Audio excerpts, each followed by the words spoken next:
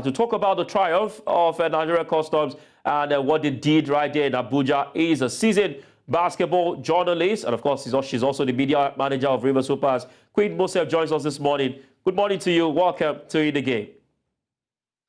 Good morning, Favour. Thank you so much for having me. All right. Interesting game we had in Abuja just this past few days. We saw very best of basketball being played for MFM going into the tournament. They looked like they would, go all the way. But Nigeria Customs, interestingly, I think they learned from their lesson. What do you make of the tournament that went down in Abuja and Nigeria Customs emerging champion? They're representing Nigeria in Africa. There's a lot of lessons to be learned, especially for MFM, who allowed that particular game, I would say their first game against ASPAC, to slip off their fingers. They led for most part of the game, and into the second half was when ASPAC turned that game around.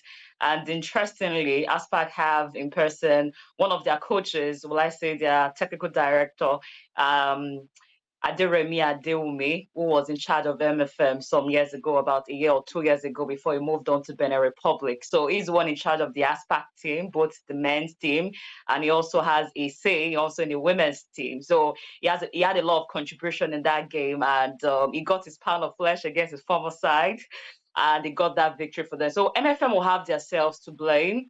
They would have capped it all up with their title win to go back to the Continental Championship. Remember, in 2019, even though they didn't win the league, they went on to the championship in that particular year. But this time around, they missed out on it. But Customs as well, them had to bounce back, losing the title to MFM.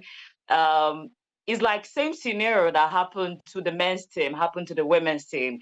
Because for the women's team, they missed out. They were missing their head coach, Abdurrahman Mohammed, who was in China at that particular time. He took the D Tigers rather, on a tour in China. So he was absent for them. They had led all through the season. They had not even fallen to any defeat all through the season, but getting to the final four, they only could win one game out of the three. And same thing happened to the men's team. This time around, even their coach was around, but they also couldn't win 2 games. They won just 1 game, and it was not enough to win the title in Port Harcourt. So back to the women's team, they missed out on their coach, and back, good for them, their coach returned. They also had to bring a lot of players. They had to rejig, they had to beef up a lot of players into the squad. I think it's just about 2 or 3 players that were in that particular final four that made it to this particular championship. It was basically a lot of new faces, especially from players like Marilyn coming from First Bank. We had Inkem, who has always been a custom player. So, but the likes of Sharon, who had to come from all the way from Mohit, and the rest of them. Hotco rather. So you see players, even like players like Teresa had to join. Teresa came from First Bank, so they had to really beef up their squad. They also brought in foreign players, and not to forget Tommy Taiwo, who is a D Tigers player who won the D Tigers, who won the title in at the AfroBasket in Rwanda from a few months ago. Also now winning. She's just the player at the left. She won the title again with Customs, also winning the 3-point shooting contest or award again, just like she did in Rwanda. So it's a lot of lessons to be learned for both MFM and also for Customs. Customs are playing their first time at the championship this time, the Continental Championship, and this is the first time because it's rebranded. A lot of people think it's the usual FIBA Africa Champions Cup for women. It's now rebranded, in the rules and the regulations, number of teams, a lot has changed this time around. And they are trying to do it more like the Basketball Africa League, where you can have 2 foreign players, and then the other 2 will be from players across Africa, anywhere across Africa. So we now have 4 imports and then 8 local-based players. So it's going to be an interesting one. Their first time playing on the Continental Championship, and interestingly, it's the inaugural edition of the Africa Women's Basketball League, alongside Abdurrahman Mohammed, who is not a newbie when it comes to playing on the continent, because he's a man who had been a player before, now going to be a head coach. He was in charge of Gombe Bulls, 2 Gombe Bulls to the men's version in 2018 or thereabouts. So it's going to be an interesting one for us to see how they will perform on the continent. But for that championship in Abuja, like I said, a lot of lessons for Customs as well as MFM. Where did they get it wrong? that particular game against ASPAC was where they let it slip. I know the game against Custom was a very, very tough one. It was a fight to finish. At some point, it was like they were going to sneak it away from Customs. But I think the experience on the side of Customs, as well as the players, the quality of players they also had, was the difference for them at the end of the day. All right, a fantastic one. You've talked about what went wrong, especially for MFM, and I know how Nigeria Customs were able to capitalize on that. Now, let's look at the competition proper.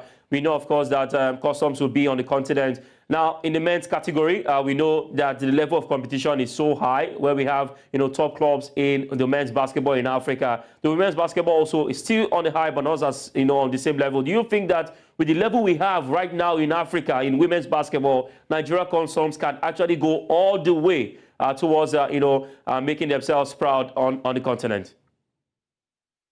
Looking at how well they've done their business, I think they've done a very good business.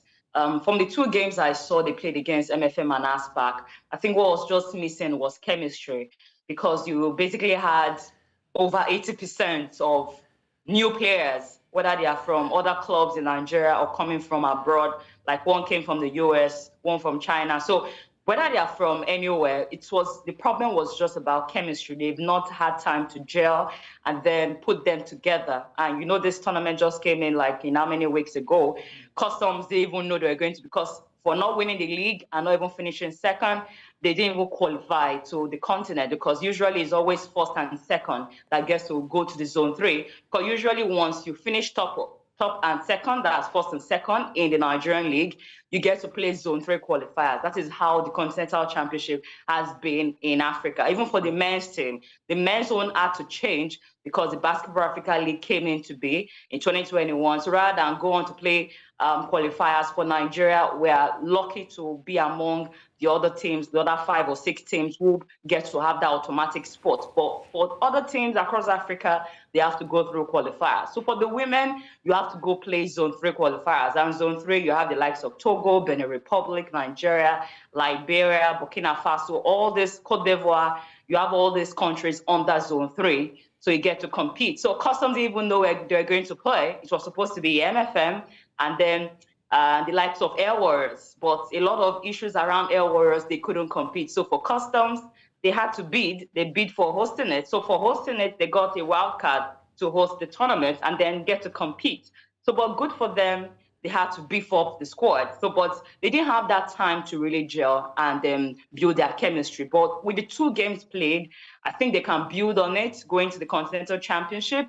Like I mentioned, for the coaches, good enough to Ogoldato, that's the coach of the River Super side, after winning the Final 4 and also the League 4, the River Supers, was also called upon to go to Abuja and assist and act on the capacity of an acting role as an assistant coach for Customs. So he's also there with them to help out. So all this put together alongside Abdurrahman Mohammed is nothing new for them to go on the continent to play. So now it's for them to get it right. Can they go far? I really don't know, because it's actually a very packed team. We're talking about Alexandria Sporting, the defending champions, even though that this is the first time they are winning the title in Africa, which was last year. They want to come back stronger. And you look at the players they've brought in. They've brought in players like Yacine Diop. Yacine Diop is a Senegalese. She go as far as the Afrobasket. She played at the Afrobasket, where she played against Nigeria and Rwanda. They've also brought Diarra. Diarra also was also in that Senegalese team.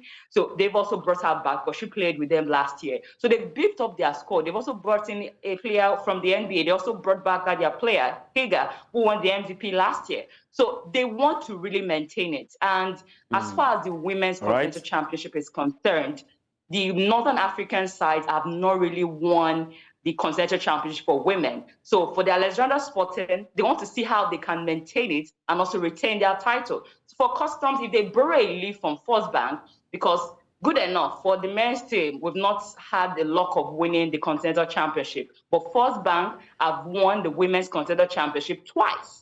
2006, 2009, they've won it, or 2013 or thereabouts. So they've won it twice, and they've also gotten to the podium 10 times. Out of the 10 times, they won it twice. They won it, they got a silver medal the 3rd time. So if they can borrow a leaf from First Bank, they might be able to go far, but it's going to be really, really, really tough.